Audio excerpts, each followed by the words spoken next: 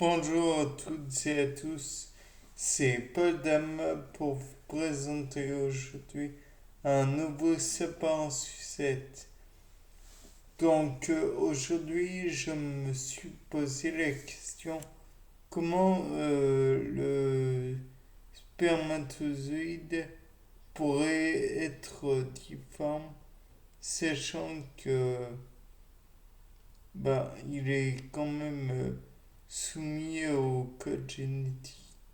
Et puis comment dire, les multiples défauts peuvent être assez néfastes pour le fœtus à venir. Je me suis dit que peut-être c'était la faute comment dire, aux testicules qui pouvaient être éventuellement trop chauds puisque on le sait bien, si le testicule est trop chaud, alors les enzymes ne peuvent pas travailler comme il faut, les protéines ne peuvent pas s'assembler comme il faut. En somme, la manipulation a besoin de fraîcheur, entre guillemets. Ce qui explique la position extracorporelle du, des testicules et donc de leur présence dans le scrotum. Bien sûr, on peut envisager cela, mais il y a aussi les défauts enzymatiques car il faut penser que le spermatozoïde contient l'acrosome, la tête, la pièce mitochondrienne et le flagelle, ce qui fait tout de même 4 pièces, très globalement. Et donc on peut se dire que l'enchaînement pourrait déjà être biaisé dans ce genre de circonstances. De plus, on peut se rappeler que le flagelle n'est pas un simple, comment dire, un, un truc comme ça, quoi. C'est un ensemble de pièces qui, comme pour la queue par exemple d'un tétard, est composé de différentes petites pièces donc articulées. Et cela propose, enfin, cela peut induire déjà un problème d'asténospermie, donc problème de mobilité du spermatozoïde. Mais il y a aussi la pièce mitochondriale qui est intermédiaire si on veut. Elle, elle a pour vocation de produire de l'énergie normale. De là, on peut se dire merveilleux, maintenant on sait que ça peut produire de l'énergie. Oui, mais qu'avec du glucose entre autres, si je me rappelle bien. Et donc, qui dit glucose pour former du, comment dire, pour faire la glycolyse, demande tout de même phosphorylation, donc il doit y avoir du phosphate.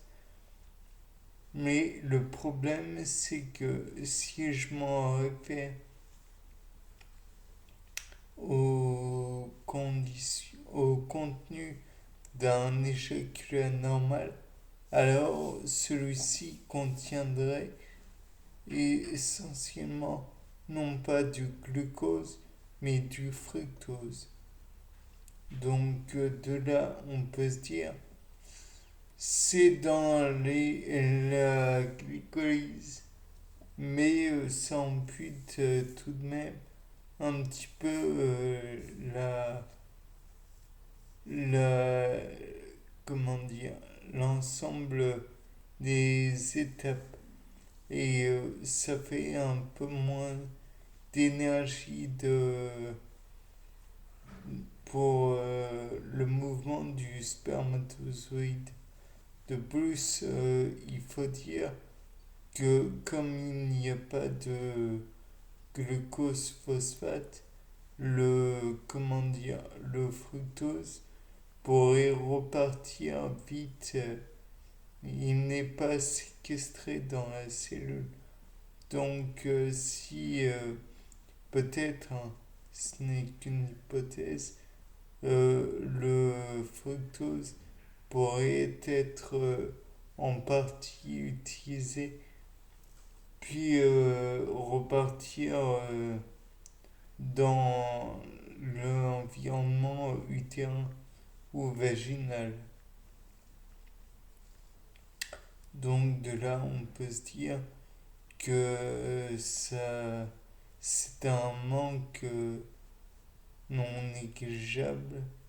De plus, il faut dire que même si c'est une pièce mitochondriale, je me demande si le cycle de Krebs est faisable dans celui-ci, puisque j'avoue me demander si ces pièces intermédiaires ou pièces mitochondriales,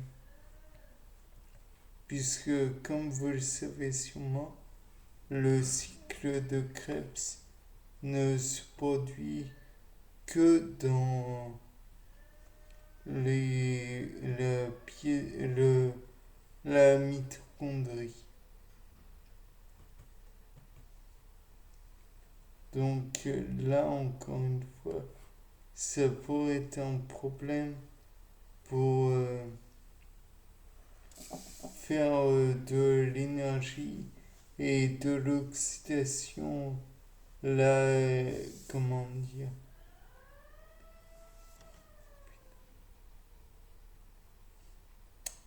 et de plus, on peut envisager un autre problème qui est le fait que peut-être que au fil de, comment dire,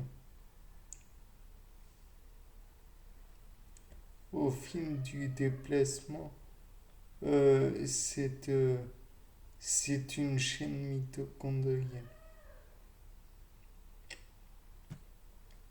Au fil du déplacement, peut-être que celle-ci va être altérée par l'acidité du milieu dans lequel elle va être présente. Donc, ce qui fait que l'organite, la mitochondrie, ne pourra pas fonctionner à son plein régime.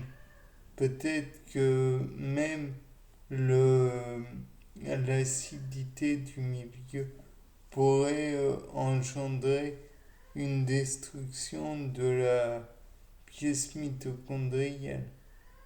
Peut-être que avec l'acidité toujours du milieu, la tête pourrait se détacher de la mitochondrie, de la pièce intermédiaire, et ou alors la pièce intermédiaire pourrait se détacher du flagelle et oh c'est ça,